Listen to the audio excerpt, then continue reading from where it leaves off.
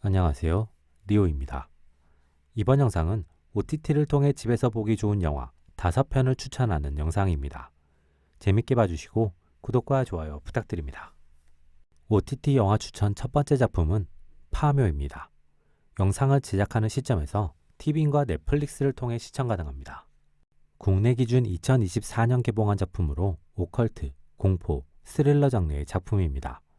런타임은 134분, 등급은 15세 이상 관람가의 작품입니다.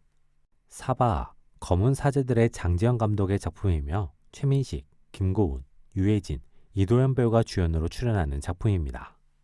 유명 무당 이화림은 의뢰를 받고 자신의 신하들인 윤봉길과 함께 미국으로 향합니다. 의뢰인인 박지용의 가족에게 묘바람으로 인한 악영향이 미치고 있음을 알게 된 이화림은 이장을 권하게 됩니다. 박지용은 많은 보수를 약속하며 이장을 요청하게 됩니다. 이화림은 땅을 전문적으로 보는 직관 김상덕과 장의사 고영근을 섭외해서 함께 이장에 나서게 됩니다. 하지만 땅을 보는 순간 김상덕은 이 무덤은 절대 건드려서는 안 된다고 주장하고 이 일에서 빠지겠다고 선언합니다. 이화림과 박지용은 묘바람으로 인해 갓난 아이까지 고통받고 있고 죽음의 위협을 느끼고 있음을 언급하며 김상덕을 설득하게 됩니다. 김상덕은 임신한 상태로 곧 결혼을 앞두고 있는 자신의 딸과 자손을 생각하며 이화림이 제시한 방법대로 이장을 하기로 결심합니다.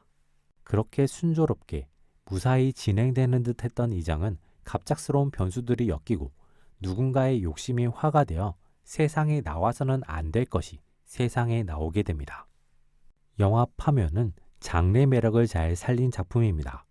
특히 한국식 오컬트를 잘 다루면서 이를 통한 흥미 유발, 재미 요소를 고루 잘 갖추고 있는 작품입니다.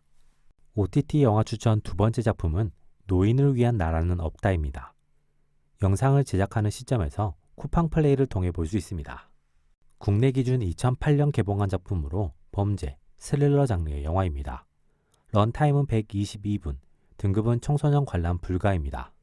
1980년대 은퇴한 군인 루엘리는 총격전을 벌이고 죽어있는 사람들을 발견하게 됩니다. 그중 살아있는 한 명이 루엘린에게 물을 달라고 애원합니다. 루엘린은 인근에서 마약을 발견하고 이들이 마약을 놓고 서로 싸웠음을 느끼고 개입되고 싶지 않아 그냥 현장을 떠납니다. 루엘린은 인근에서 또 다른 사망자 한 명과 그 사망자가 남긴 200만 달러가 들어있는 가방을 발견하게 되고 가방을 챙겨 자신의 집으로 돌아옵니다. 그날 밤 루엘린은 물을 간절히 원하던 사람에게 물을 주지 않은 것이 마음에 걸려 다시 현장에 가게 됩니다. 하지만 그 현장에서 마약과 돈을 찾고 있던 깽단과 마주하게 되고 쫓기게 됩니다. 깽단은 르웰린이 이 현장과 관련이 있다는 판단으로 복수와 돈을 되찾기 위해 살인마 안톤을 고용하게 됩니다.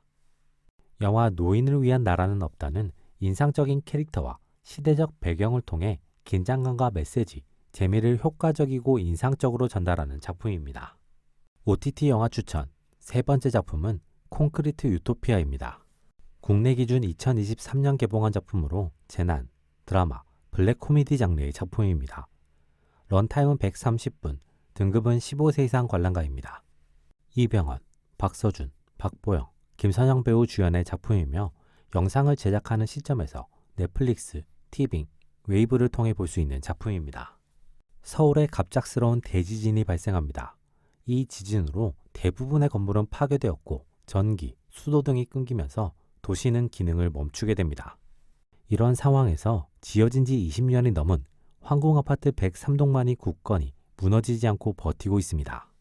이곳에서 원래 거주하던 사람들은 각자의 집에서 추운 겨울에 찬바람을 피하고 있고 외부인들은 공동 현관과 복도에서 차가운 바람을 피하기 위해 애쓰고 있습니다. 이런 상황에서 외부인이 원주민의 집을 빼앗으려는 시도가 발생하게 됩니다. 원주민 중 상당수는 자신이 언제든 위협받을 수 있다는 두려움과 외부인으로 인한 불편함을 없애고 싶어 합니다. 그런 갈망은 특히 부녀회장인 김금애가 강했고 김금애는 자신의 갈망을 주민회의를 통해 공공의 의견으로 만들어내는 데 성공합니다. 그리고 자신의 의견을 실행할 사람으로 자신이 아닌 이전에 거침없고 저돌적인 모습을 보여준 김영탁으로 만들어내기까지 합니다. 김영탁은 굳이 피하지 않고 자신이 앞장서서 외부인들을 몰아내는 데 성공하고 황공 아파트의 권력자가 됩니다. 영화 콘크리트 유토피아는 재난 상황을 바탕으로 각자가 가진 갈망, 이상, 목적을 잘 보여주며 다양한 인간 군상을 보여주는 작품입니다.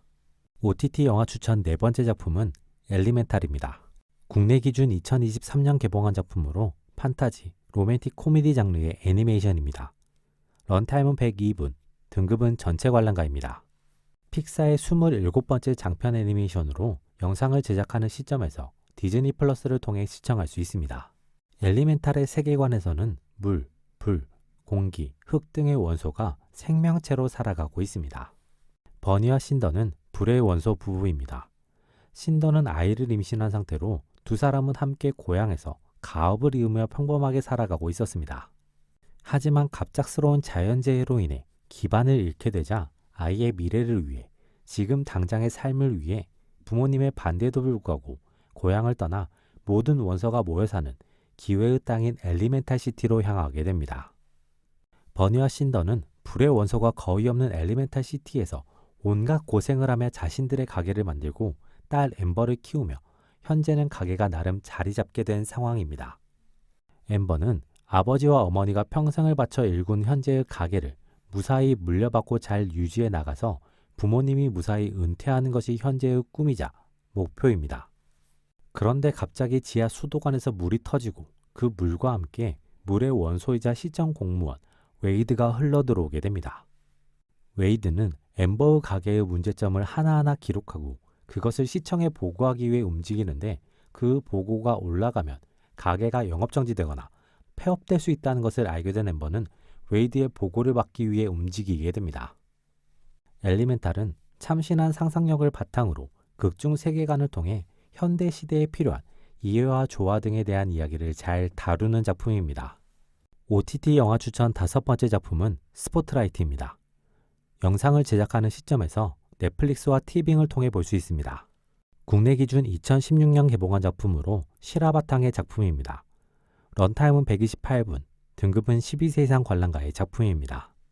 2001년 보스턴의 유력 일간지인 보스턴 글로브의 신임 편집장은 탐사 보도팀인 스포트라이트 팀에 과거 보도했던 카톨릭 사제 성추행 사건에 대해 묻습니다.